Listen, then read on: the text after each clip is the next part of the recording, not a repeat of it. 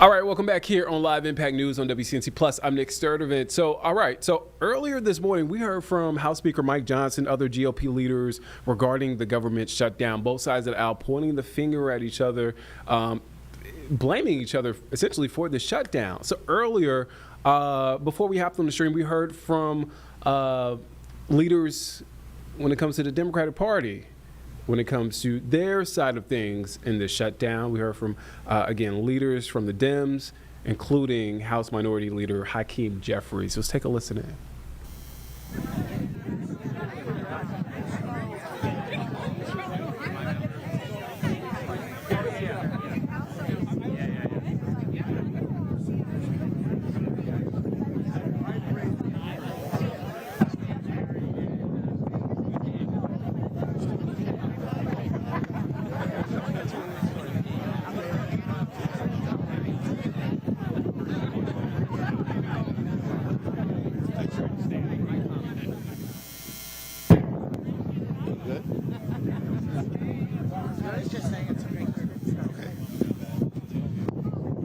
Good morning.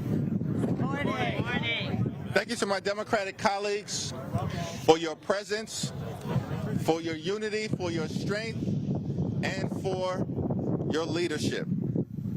I'm deeply appreciative that we've been joined today by three extraordinary, hardworking American taxpayers, Heather, Jackie, and Jonna, whose lives are being upended by the government shutdown and the Republican healthcare crisis.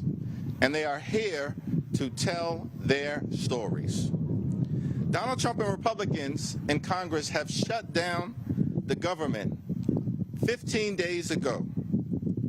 And they haven't done a damn thing since to try and reopen it. House Democrats are here, reporting for duty.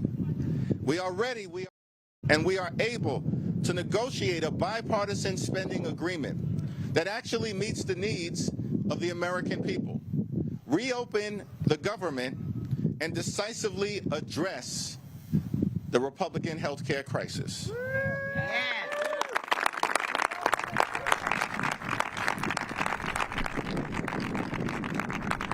But we also need a common sense partner on the other side of the aisle.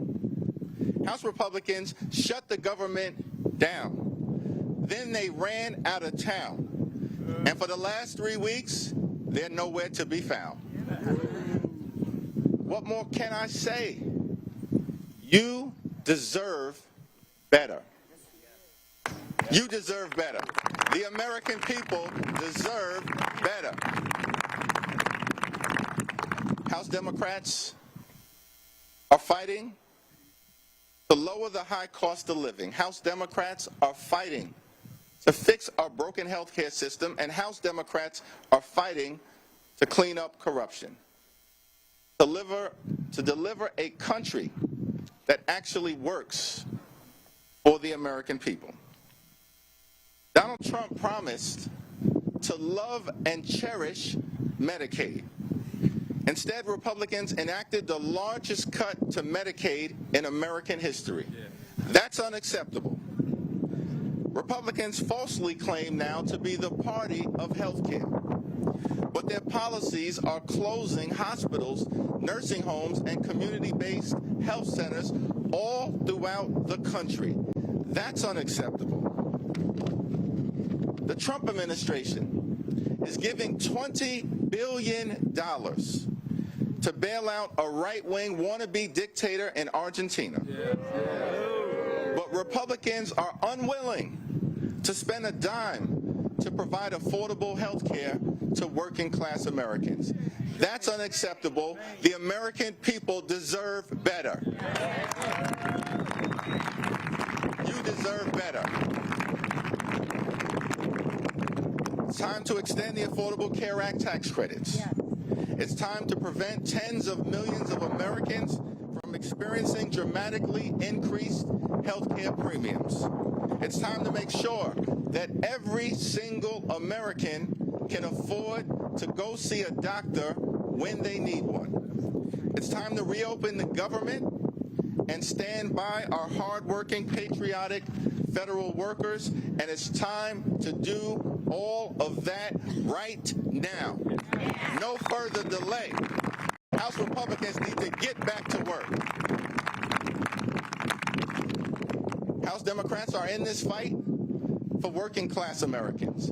We are in this fight for rural America. We are in this fight for urban America.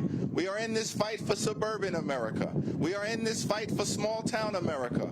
We are in this fight for the heartland of America. And we are in this fight for black and brown communities all across America. House Democrats and Senate Democrats are in this fight until we win this fight on behalf of the American people.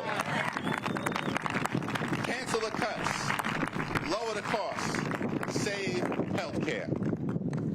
It is now my honor to introduce a registered nurse and a principled health care provider from the great state of Connecticut, Heather Broth.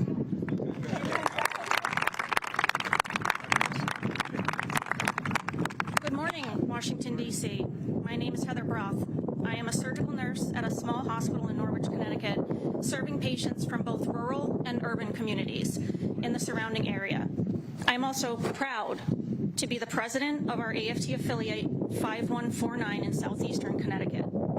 As healthcare workers, we take pride in giving our patients the very best care because that's what they deserve. We've long struggled with a healthcare system that's strained, which is hard, as it is, but we know it could be even worse.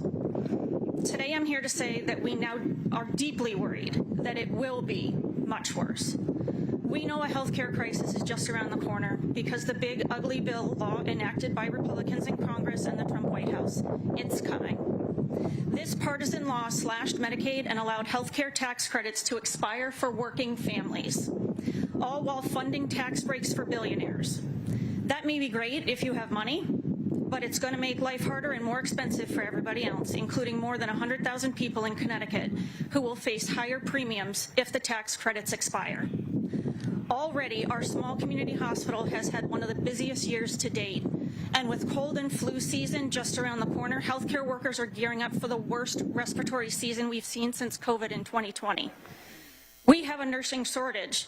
It currently takes months to see a primary care provider and forget about getting an appointment with a specialist in under 6 to 12 months. We have patients sleeping on stretchers in our emergency rooms overnight and on stretchers in hallways while waiting for other patients to be discharged. Sometimes we count up to 30 patients sleeping on those stretchers. We call those dynamic days. It's clear that the cuts coming down the pike have the capacity to dismantle and destabilize our currently understaffed and struggling healthcare system. Hospitals and clinics will close or cut essential services, forcing patients to travel further and wait longer for care. Up to 15 million people could eventually lose their healthcare coverage, and millions more will see their healthcare premiums increase. Our communities can't afford groceries right now. How do we expect them to afford significant rate increases to their health insurance? And we know that rural communities will face higher premium increases than other communities if the healthcare tax credits are allowed to expire. Nationally, nearly a quarter of farmers and ranchers get healthcare coverage through plans supported by these tax credits. Entire communities will be devastated if the politicians in charge of Congress and the White House don't take action now. The frontline workers are scared. Everyone who's concerned about their own health or a loved one's health should be as well. Asking our friends and neighbors who can't afford food or rent to pay on average more than double out of pocket for their health insurance premiums is going to force people off their health insurance. That won't stop people from needing emergency care, regardless of whether they live in a blue or red community. Communities will suffer. People will get sicker. It's not at all a stretch to say that some of them are going to die. But instead of working with Democrats to lower health care costs, Republicans shut down the government and took a vacation. Many of our patients are hardworking Americans who are about to receive notice that they're losing the tax credit that allows them to afford health care, and Republicans are okay with that.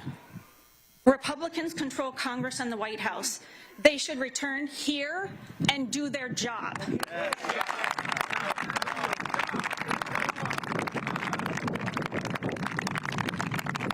should end this government shutdown and work with Democrats to rescue the health care that's now at risk. Our patients and communities deserve no less. And now it is my pleasure to yield to one of my siblings in this fight, Jackie.